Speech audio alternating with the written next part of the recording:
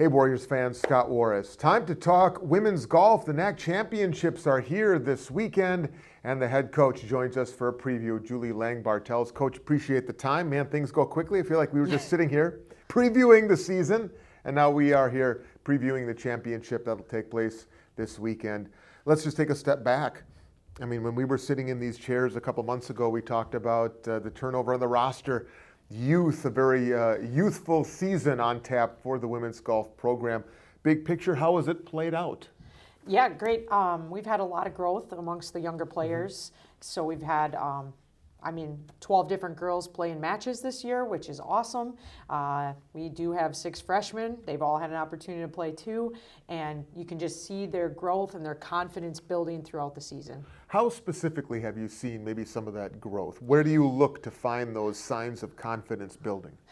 I think just as they're out on the course, if they have a bad hole, you can see them put it behind them and look forward, because now they're used to playing 18. In high school, when you're playing 9, oftentimes you have a bad hole, it almost ruins your round. But in college, with playing 18 or 36 or even more holes depending on the weekend, you can easily overcome one tough hole, and you see that with these freshmen and their ability to mentally start overcoming that. In terms of their actual game, you can shout out some names. We'll get to Kaylee Affeld. She's your number one, and a standout freshman performance by Macy Grover the last couple of weeks. But specifically, maybe who are some players where you've seen elements of their game specifically really grow in 1 year? Sure. Yeah, Kaylee, like you mentioned, she's done a great job leading us this year. You know, shot in the 80s multiple times, and definitely hoping to see that again this weekend. She really thrives with playing with other very solid golfers, which I know Saturday we're going to be playing with some very good golfers, so I'm excited for that opportunity for her. Yes, you're right. Madison Wagner, actually, as a sophomore this year, has shown a lot of growth, shooting consistently in the mid to low 90s, and excited about what she's going to bring this weekend for us. Really been hitting a lot of greens in regulation, and I think this weekend at St. Andrews she'll have that opportunity. There's a lot of greens that can be reached in 2 or 3 depending on the hole. And then freshman Macy Grover really stepping it up a lot lately.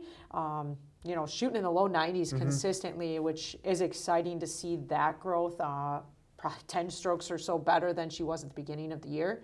So she'll be golfing 3 for us this weekend. Okay, wow. And then we have Rebecca Shilgen. She's a senior for us, just a great leader, does a lot of things for our team behind the scenes off the golf course as well. And her golf game too, she's a very good putter, very fast golfer, so I'm trying to get her to slow down, but her short game is good, which is going to be huge for us this weekend because we have big greens. And then we have a freshman, Lucia, playing number 5 for us. Again, she can consistently shoot in the 90s as well. Hers is, I think, one of the big obstacles for her too was what I mentioned earlier, playing 18 holes.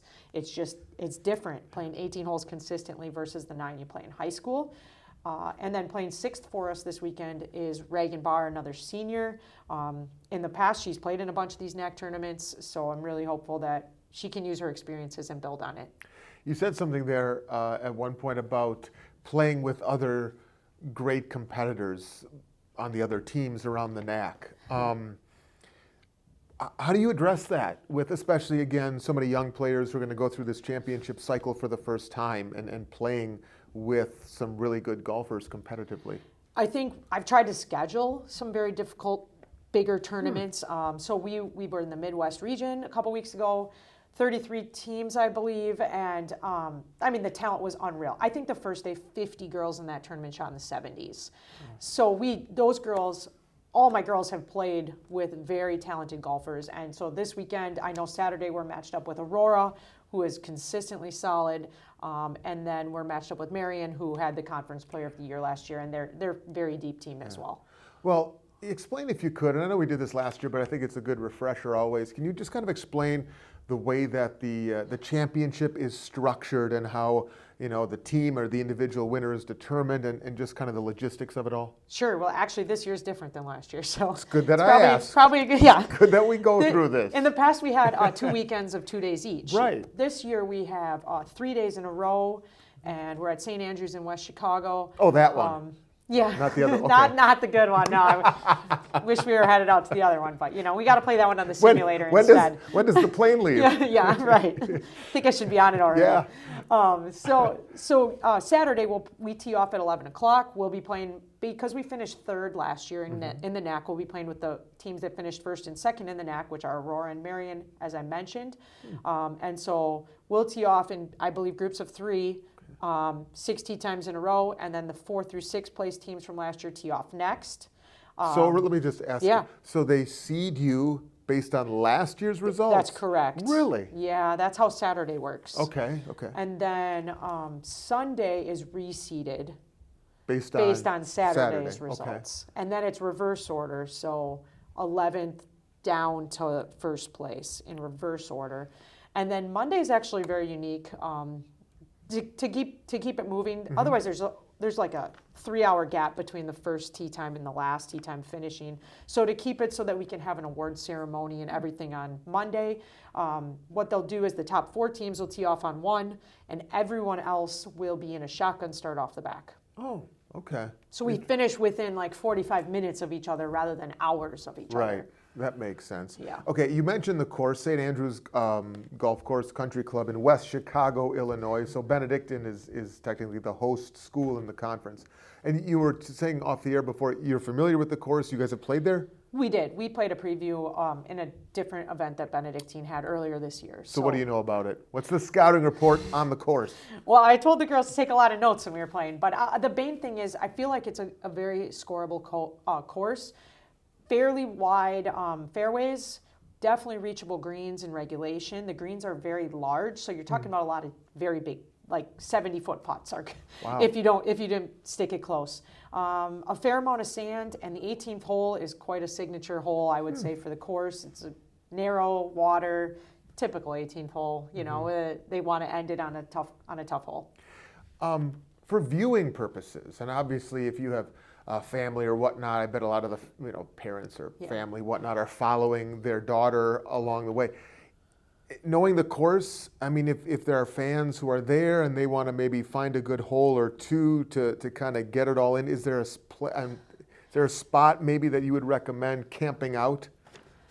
And Tough?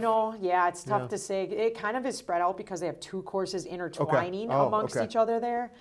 I mean, I'm looking at attempt going to holes 2, 4, 7, 9, and 18. So if they want to meet me there, but yeah, it's a little bit tougher because of the way that multi courses are. That you can't see as many holes at the same time. Well, you kind of alluded to it here, but how do you coach the championship? I mean, how do you get around as much as you can? You kind of teased us there. Yeah, so I've tried a couple different things this week or this season. Either staying on like a par 3 and helping people with par 3 for all the groups. I've also done stay with a player for 2 holes, and then move to the next player and just kind of work my way back and then redo it again. I kind of am going to see what the girls prefer, and it might change on a day-to-day basis. How did you like to be coached back in the day when golf? I guess I would, if my coach could be with me on every shot, I would think that's the best thing ever. Okay. Yeah. All right. No, that's excellent. Last thing before we wrap this up, how about an X factor?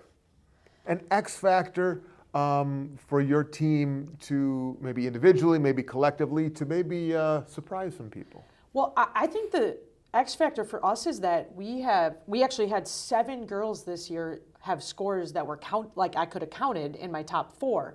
So us being able to play 6, count 4 this weekend is definitely the X factor for us, because my depth, everyone is very comparable in their scoring. My 6th player could go be my leading scorer for the weekend.